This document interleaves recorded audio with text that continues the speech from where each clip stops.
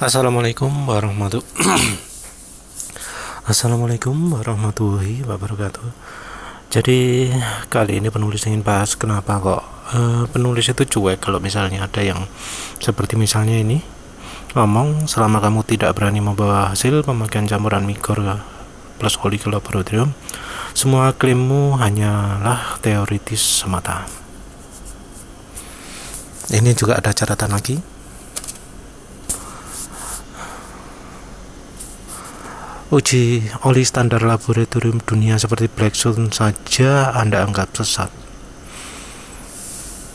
Kenapa oli yang sudah dipakai dalam jangka waktu tertentu itu harus dites? Karena untuk mengetahui seberapa baik buruk efek oli tersebut terhadap mesin. Ya, terus satu lagi opini. Saya bilang uji evaporation loss bisa diuji di masing-masing kendaraan karena setiap kendaraan itu beda-beda treatment dan kondisinya. Coba aja setiap ganti oli diukur berapa banyak oli menguap. Kalau uji evaporation loss oli baru buat apa gitu ya. Kan di produk datasheet masing-masing oli sudah ngasih datanya berapa nilai loss point tersebut, maka Anda bilang ya wis. Tapi intinya saya berhenti berdiskusi dengan Anda sampai Anda berani kasih lihat hasil tes oli mesin campur migor motor NMAX di channel ini.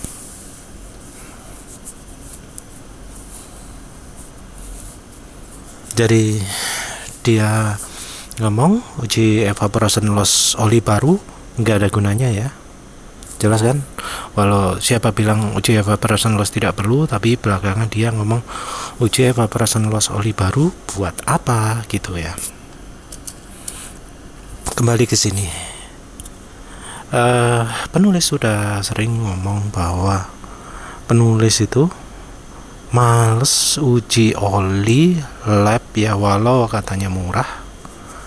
Itu karena apa? Karena standar uji oli penulis itu jauh lebih tinggi dari mereka. Kalau penulis uji oli, maka penulis akan pakai caranya motor oil kick.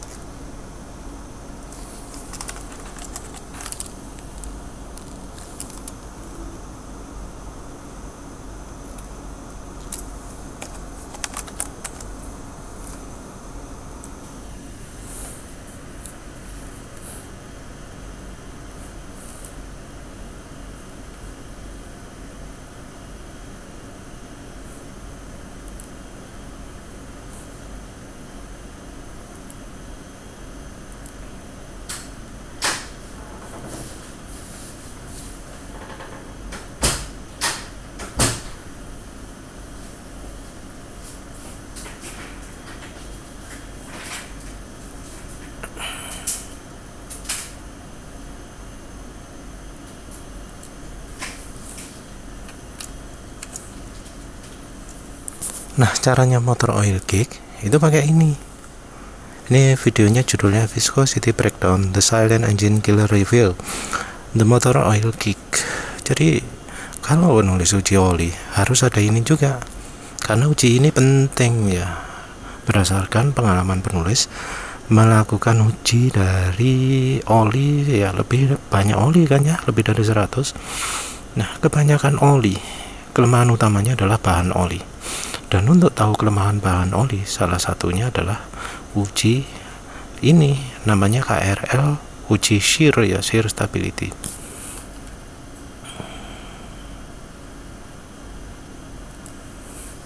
Nah, dia di sini bisa menunjukkan ya, oli mana yang paling tahan terhadap yang namanya shear. Dia pakai uji khusus, ada yang pakai HTHS. Jadi uji KRL ini menguji penurunan kekentalan oli secara permanen setelah kena shear. Nah, ini menurut penulis yang penting. Tapi apa di sini ada, di Indonesia ini ada, dan kalau ada harganya berapa? Ngomong nggak berani? Ya bukan karena nggak berani, karena standar penulis jauh lebih tinggi, dan kalau pakai standar penulis uji oli itu mahal. Mungkin di sini ada ya, ada HTHS, uji HTHS 700.000. Nah, uji HTHS di sini adalah untuk mengetahui penurunan kemampuan oli. Di sini ada pre KRL, ada post KRL. Jadi dua uji ini penting ya. Yang sebelumnya berapa, sesudahnya berapa.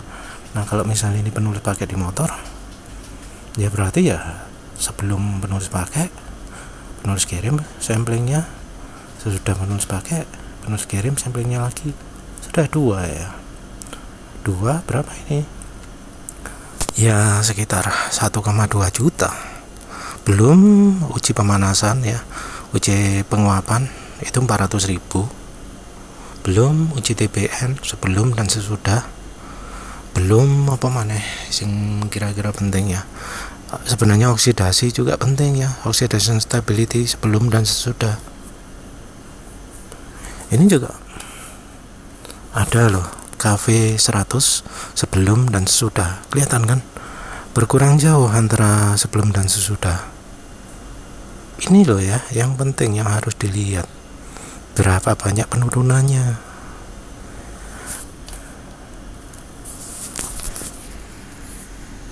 Dari misalnya nih 13 ke 12 dengan 17 ke 14 ini kan lebih banyak yang ini. 23 ke 16 ini kan juga sangat banyak. Nah ini kita harus tahu uji kayak begini ini yang harusnya kita lakukan. Tapi coba lihat uji di Indonesia apa? Partikel semua. Dipikir dengan uji partikel sudah mengetahui sifat semua, mengetahui semua sifat oli, padahal yang enggak. Kita itu ngujinya ya bukan per kendaraan. Kalau kita nguji ya nguji yang gimana caranya bisa ngerti. Balik lagi ke sini. Semua klaimmu hanyalah teoritis. Tapi perhatikan bahwa di sini dia menolak uji evaporation loss oli baru. Tahu nggak kenapa? Karena di uji evaporation loss yang namanya minyak goreng itu bakal sangat unggul. Kenapa?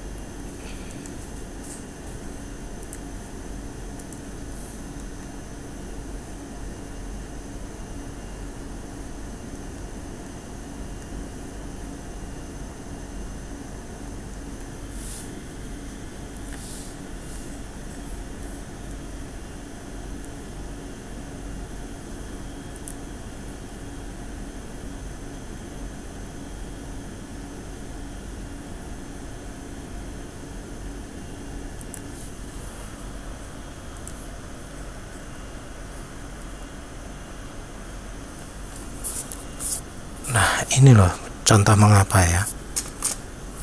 Di sini ada manol ester, Ravenol TSI, meseran SE40, minyak goreng.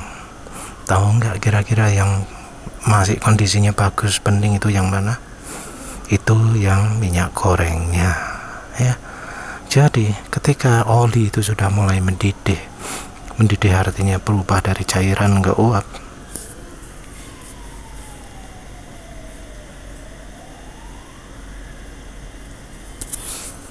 Jadi ya, nih perhatikan,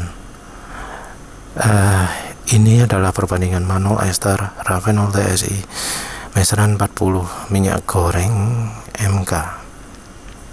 Ini uji panggang oli nomor 74. Nah, ini tahu nggak mana yang minyak goreng? Yang bening itu yang minyak goreng. Kenapa kok bisa begitu? Karena minyak goreng itu tahan panas. Sementara oli mesin sudah menguap, minyak goreng belum menguap, belum mulai mendidih. Mendidih itu adalah tanda bahwa cairannya berubah menjadi gas. Nah, minyak goreng ini belum mendidih.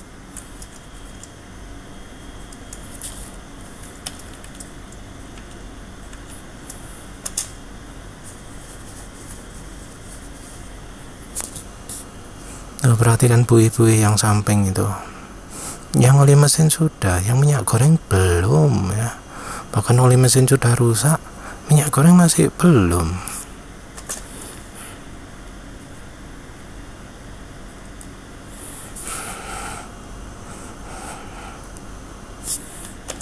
Nah, yang kiri atas itu adalah manolester ya. Karena sengaja beli ya pengen nyoba manolester, tapi ternyata malah cepat rusak ya, cepat hitam, padahal minyak goreng enggak. Jadi mana yang lebih bagus antara manolester dengan minyak goreng? Penulis bakal pilih minyak goreng.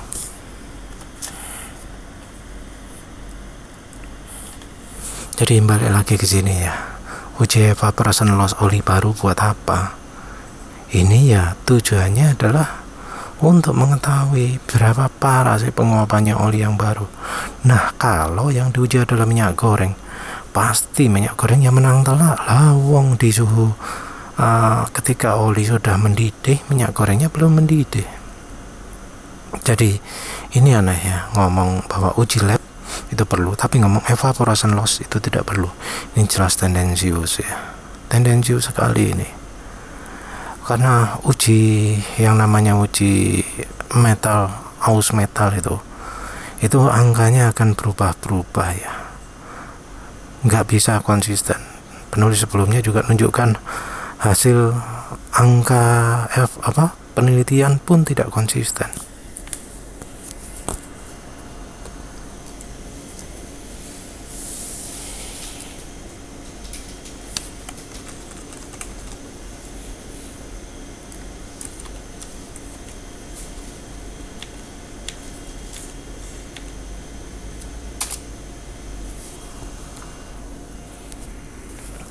Nah ini ya contohnya ya, ini ada sebuah penelitian ya, maaf penulis lupa sumber sekondi, tapi penulis ini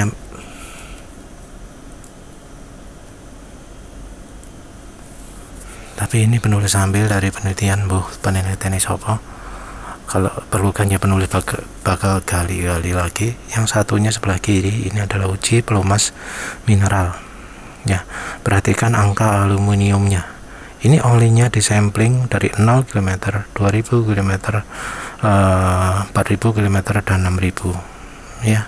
Jadi uji oli seperti ini yang genah ya, nggak cuma wear metal loh, itu ada uji TPN, ada kinematic viscosity juga. Itu uji oli yang genah. Kalau cuma uji di akhir, uji kirim oli bekas di drain aja ke lab, itu uji nggak genah ya. Uji oli itu harus disampling berkala.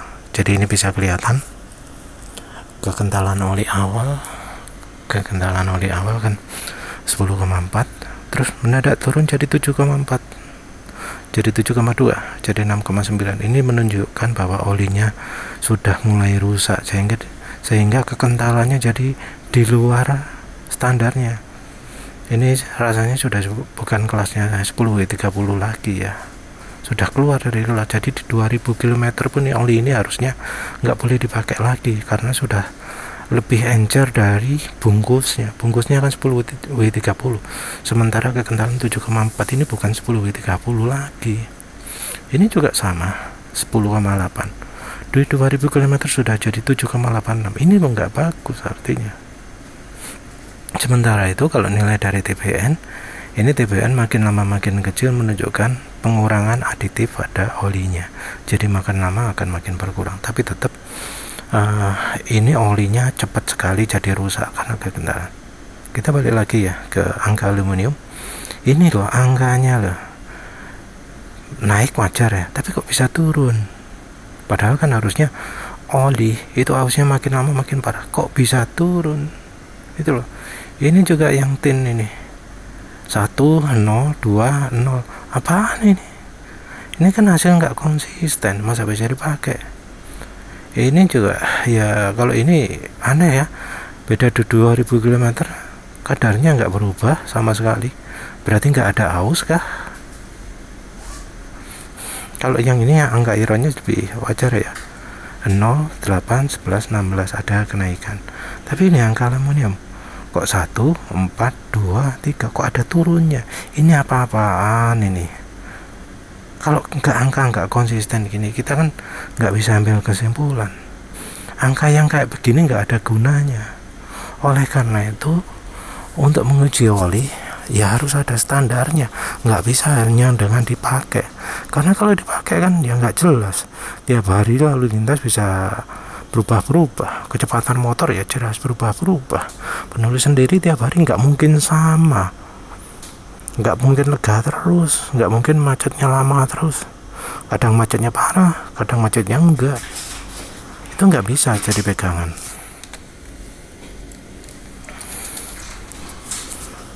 Jadi yang jelas ya, penulis untuk hari ini cuek, nggak bakalan nuruti omongan kok gini, karena dia sendiri nggak masuk akal gitu loh.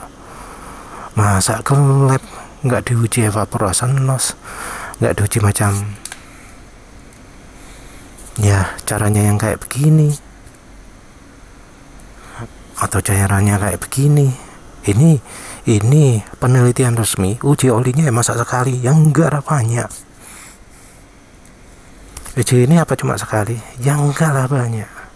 Nah kalau banyak itu berapa biayanya? Jadi alasan utama penulis enggak uji oli itu karena mahal sekali. Beberapa uji oli itu wis nggak terjangkau lah, nggak ada malah. Ya akhirnya penulis terpaksa andalannya cuma uji panggang oli sama dipakai. Wis itu ya, dan syukurnya banyak orang yang setuju, sepakat dengan hasil penelitian, hasil percobaan penulis. Nah kalau banyak sepakat kan artinya ujinya wis lumayan bisa dipakai tuh sama orang lain. Ya wis lah, itu jadi cuek aja.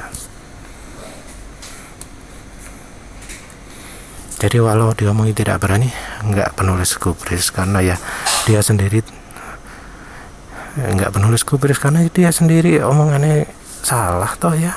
Kok aneh, masa mempertanyakan mengapa oli baru diuji evaporation loss-nya, kenapa kok ujinya harus tiap kendaraan? Karena oli satu dengan oli lain itu level penguapannya beda, kenapa kok nggak dari baru diuji gitu loh. Aneh kan diomongin nggak perlu uji evaporation loss di oli baru, itu wis nggak masuk akal.